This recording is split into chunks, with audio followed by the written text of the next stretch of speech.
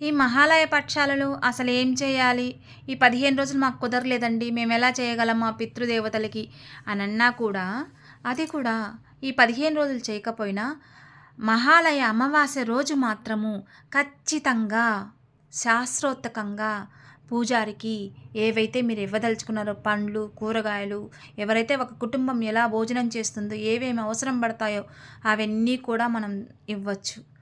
గోమాతకి సేవ చెయ్యొచ్చు. గోమాతకి ఏం కావాలో దానా గానీ, గడ్డి గానీ ఏవి కావాలో అవి ఇవ్వచ్చు. లేకపోతే అన్న సంతర్పణ చేయొచ్చు. ఇవన్నీ కూడా చేయొచ్చు. అలాగే ఉదయాన్నే పూజారి దగ్గరికెళ్లారంటే వాళ్ళ పేరు మీద పూజారి గారే తర్పణం వదులుతారు.